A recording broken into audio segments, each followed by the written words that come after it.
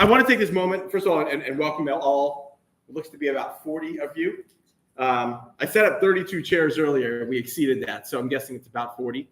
For those of you who were not here at the beginning or don't know who I am, I'm Dr. Jeff Levin. I'm the senior Jewish educator. And I want to talk a little bit about this week's Torah portion. Not too much, because I know that we're eager to eat. This portion is Parashat Re'eh. And there's a lot of really good, meaty stuff in here to talk about. What I want to talk about is something that has really vexed me for a lot of my Jewish life, which is 40 years at this point. And it's this idea of why we do certain things that don't seem rational. Why we, and by that I mean Jewish people, why we do certain things, why our customs might seem to not make a huge amount of sense. Everyone in this room comes from a group or a family or a team or all of these things that have sort of their own weird in phrases or in jokes or inside sort of things that no one outside that group would fully understand. It's what really helps build this group cohesion. I'm going to pick on my middle brother for a very, very short second. We were skiing. This is probably 20 years ago now. And my brother Andrew, it's very important for you to know this, that he does not like black beans. It's very famous in our family. He does not like black beans. And Andrew, for some reason, the burrito came out and it had black beans on it. And so the joke has been for 20 years, Andrew, why did you order extra black beans? Because it's sort of our inside family joke. You know, I have a younger brother as well, and we think it's funny. I don't know if Andrew thinks it's funny. I should probably ask him that. But all of our sort of groups that we belong to have our own specific things. You know, as you will certainly hear me talk about over the next, 15 weeks or so, I am a graduate of the University of Florida, so I'm a big Gator fan.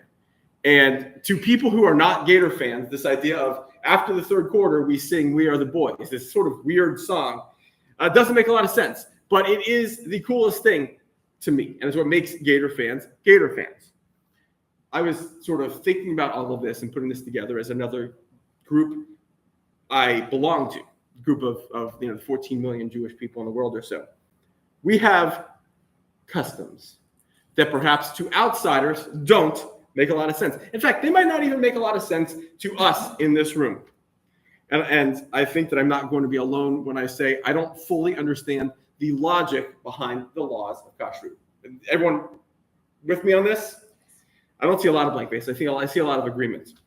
This week, we read a lot about the laws of kashrut. Why, for example, can we eat what are called pure birds? It doesn't really list what pure birds are. It just says birds that are pure we can eat, but we cannot eat ravens. Very specifically, we cannot eat ravens. Not sure I want to eat ravens, but we can't. Why is it important that fish have fins and scales?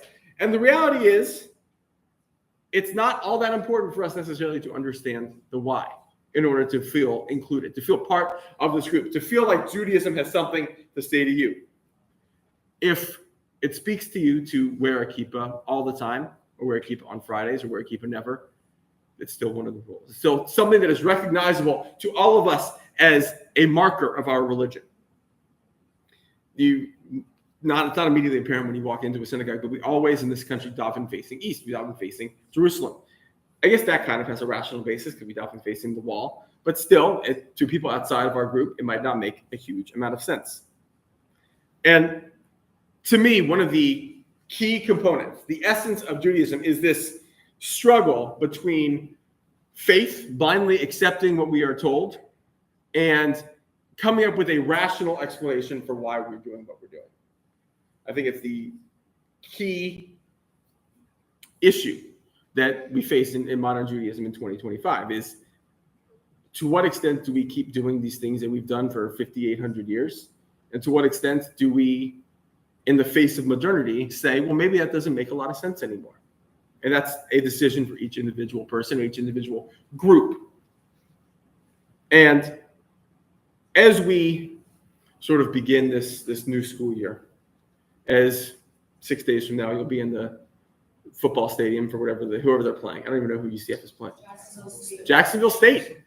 I would make fun, but the Gators play Long Island University. It's not like it's a massive difference there. I'm sure Long Island University has lots of great people. Lots of Jews. Was that? Lots of Jews. In fairness, lots of Jews. That's a very valid point. They would understand these rules probably. But you're gonna go to the stadium and you're gonna see all the traditions in the bounce house. Probably. I've never actually been to a UCF football game. I'm a fan of a real football team. So.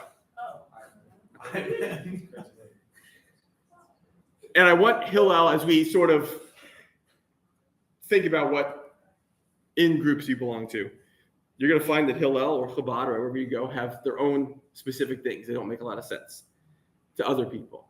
But I hope that they make some sense to you and they resonate to you. And it keeps you as this is a place that you guys would like to be. Shabbat Shalom. Shabbat Shalom.